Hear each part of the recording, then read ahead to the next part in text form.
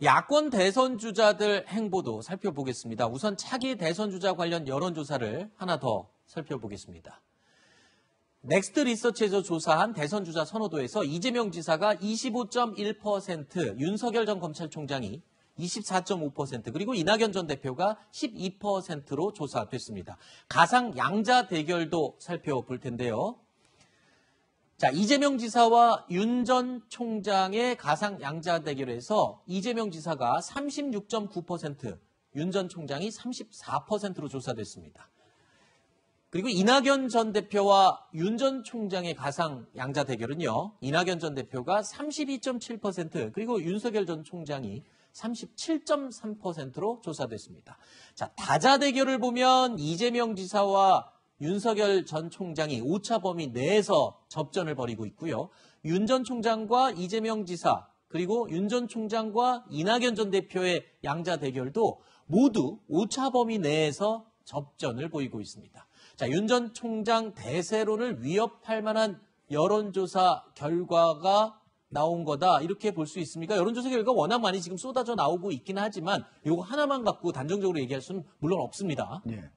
한두 달 전하고 만약에 비교를 하면 많이 달라진 건 맞죠. 많이 달라진 거죠. 네. 게다가 윤석열 전 총장이 양자 대결에서 지는 경우까지 나왔다 하는 거는 처음인 것 같거든요. 네. 그러니까 달라지긴 달라졌는데 그럼에도 불구하고 대세론을 만약에 위협할 만하냐? 그러면 지금 양자 대결하려면 여당하고 야당 쪽 아니겠습니까? 근데 야당에서 만약에 야권 전체 무슨 국민의힘뿐만 아니고 다른 바깥에 있는 사람까지 다 합쳐서 거기에서 만약에 1위가 흔들린다. 그리고 2위가 치고 올라간다. 그런다면 대세론이 흔들린다고 봐야죠. 그러나 여전히 윤석열 전 검찰총장이 거기에서는 굳건한 지위를 지금 차지하고 있거든요. 또 그리고 그 사이에 얼마나 많은 장모가 구속되고 또 그다음 부인 논문부터 심지어 의혹이 50여 개가 넘는다라고 얘기하지 않았습니까? 네. 그런 상황에서 저거를 유지하고 있다. 제가 보기에는 상당히 선방을 하고 있다 이렇게 보고 있습니다. 그러니까 이 흔한 말로 악재들을 모두 반영한 수치가 이 수치라면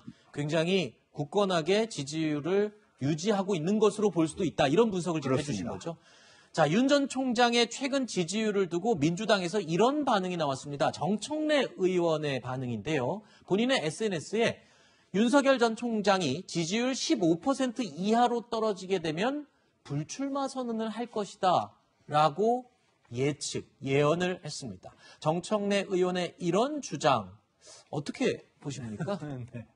정청래 의원의 주장이라고 생각이 들고요. 네. 근데 윤석열 전 총장의 지금 문제는 자기 자신이 반사체인지 아니면 발광체인지 네. 이것을 확실하게 증명하지 못하면 지금의 하향세가 계속 유지될 것이다라는 거고, 그렇게 된다면 이제 국민의힘의 다른 주자들이 그 퍼센트를 먹어갈 것이고, 그러다 보면은 지지율이 급속하게 떨어지겠죠. 그러면 윤 총장이 생각하고 있는 제3지대에서의 후보 단일화 문제라든가 이런 부분들이 계획이 아마 어긋나게 될 겁니다. 그러면 국민의힘에 입당할 가능성도 상당히 높아지는 것이고요.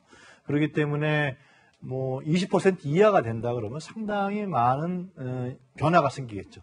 네, 아직까지 변수는 있습니다만 지금 분명한 여론조사 지표라든가 현재 윤 전 총장이 예를 들면 내는 메시지라든가 이런 걸 봤을 때는 윤석열의 지금 지지율은 계속해서 떨어질 수밖에 없다. 네. 그런 부분들을 우리는 추측할 수 있을 것 같습니다. 네. 사실 이제 2017년에 반기문 이제 전 유엔 사무총장 같은 경우에 30% 이상 처음에는 나오다가 나중에 13.1%까지 떨어지니까 이제 사퇴를 한 거거든요. 그래서 이제 그거를 보고 아마라도 정청래 의원은 그런 것들 때문에 아마 그 정도까지 떨어지면 하지 않을까 이렇게 생각을 하는데 과연 그렇게 될지는 그건 누구도 모르는 거고 네. 지금 현재 30% 양자 대결에 30% 이렇게 나오는 분한테 15%까지를 가정해가지고 얘기하는 건 제가 보기에는 좀 심한 것 같아요. 네.